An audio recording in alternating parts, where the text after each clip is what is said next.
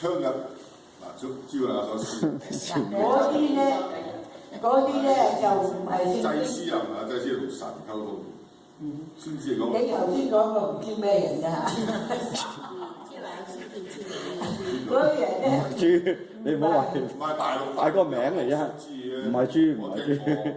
我先知咧，呢係先知，係神所立嘅，替神講嘅，即係通。OK。通靈咁差唔多，同天上嘅神通靈嗰個祭司，明啲啱唔啱意思啊？我聖經嘅係我話嗰啲祭司。所以咧，我哋要知道所以耶穌咧就係成為先知祭司同埋君王啊，咁啊參與，所以咧有人就咁咧。另一方面咧，佢話瑪利亞已經許配了約瑟。還沒有娶妻，瑪利亞就從聖靈懷了孕。即係咩意思咧？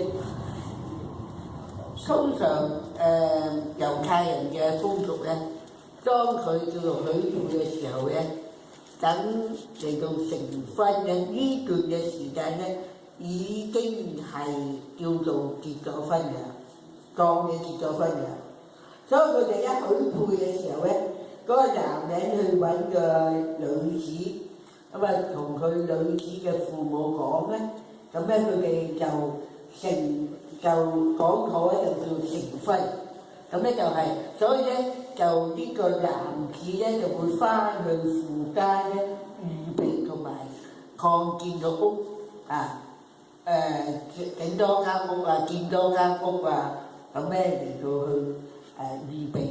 到日子嘅時候咧，就嚟到迎娶呢個，就叫做成婚咁樣嚇。但係咧，佢哋未結婚之前咧，已經配合嘅時候咧，已經係當成婚嘅。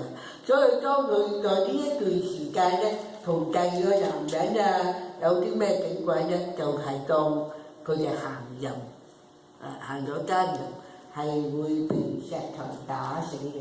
根據舊約嘅聖經係咁樣嘅，咁所以咧係一個嚴重嘅事，即係你都未完全成婚嘅時候咧，懷孕喎，咁你究竟係點樣啊？即係唔合規矩啊，咁咧就會被石頭打人嘅，個個都知啊，咁所以咧，當佢有咁嘅事咧，呢個點解由聖靈而生咧？係聖靈而感人咧？係好緊要，因為咧男人咧，即係個 BB 咧係根據男人嘅血型，根據男人嘅種子而成個 BB 嘅。你知啊？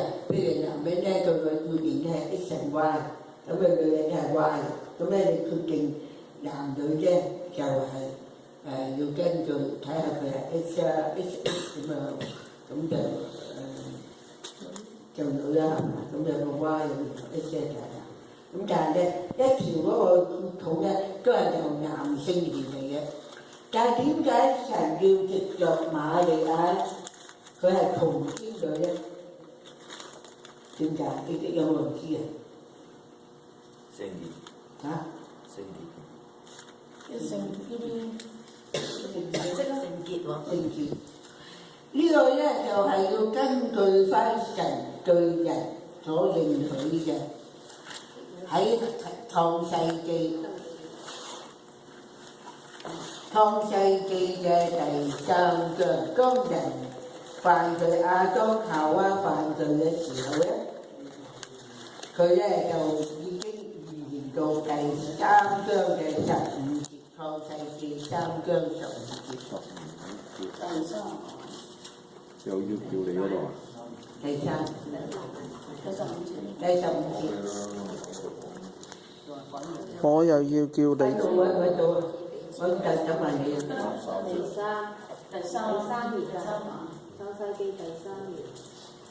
好，15至第3章第15節，嗱呢個好緊要嘅。1、2、3。我又要叫你和女人為此為仇，你的後裔和女人的後裔也彼此為仇。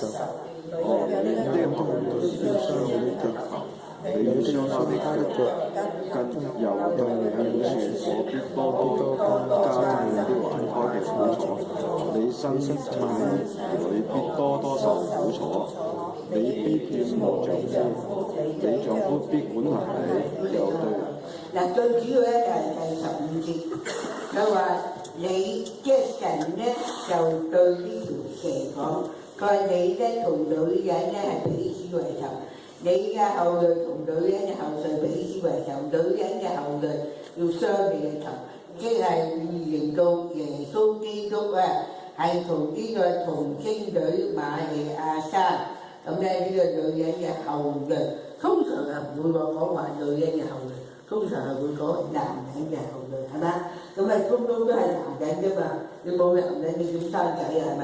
但係咧，瑪利亞咧就唔同，瑪利亞就係聖靈感孕而生耶穌出嚟嘅，所以係冇經過人嘅血統，所以耶穌基督咧係唔同人咁樣生法，係冇原罪嘅，凡係男人一路生落嚟，由亞當一路生落嚟咧，都係有罪，係唯有咧由聖靈嗰度，佢係冇邊個人嘅結合咧，係由聖靈嗰度嚟咧，就係冇呢個原罪喺度，所以耶穌基督係冇罪嘅羔羊啊，就應驗到聖經講話你獻祭嘅時候要有一個無殘疾、無玷污咁嘅羔羊先至顯得俾神，呢個係一個意義。所以咧，耶穌基督咧係藉著咧瑪利亞同聖靈感嘅。咁咧有啲人咧喺天主教咧就話瑪利亞咧一路都冇生個仔啊，唔係嘅第一胎冇生，即係冇同埋約瑟同房啫，因為咧。25個只是沒有和他同房，等要生了仔，咁後來咧就可以睇到以後咧，佢有幾個細路，咁咧所以耶穌基督咧係有 half brother and sister 嘅，咁聖靈懷孕啦，咁咧照計咧，你呢個人未結婚就懷孕啦，咁咧呢個。約瑟咧就想嚟到，即係唔好意思啦，不如咁樣嚟到同佢離婚啊，休咗佢休妻咁樣。但係正思想呢個時候咧，神嘅使者咧就喺夢中嚟到顯現，幾次咧約瑟都喺夢中被神嚟到指示。當你有時唔識得點樣做，亦有難題嘅時候咧，我哋應該點做啊？祈禱。祈禱。我好感謝神。有個人同做弟兄傾偈嘅時候，佢都話，佢教佢太太，你就算同個仔傾偈之前啊，祈個禱先啊，你知佢點樣祈？點樣同個仔有溝通啊？哇！咁感謝主啊！你話啲凡事啊，祈禱啊，祈禱你先至好同佢使。我感覺到咧，人與人之間，基督教徒就歸基督教徒，但我同異性咩，即係異性，即係同第二啲人咧，我唔知佢嘅靈性係點，佢魔性係幾大。就算自己個仔都好，真係啊話我聽真係唔啱，佢會侵犯傷害到你嘅。佢好，佢靈性真係好嘅，佢補翻補。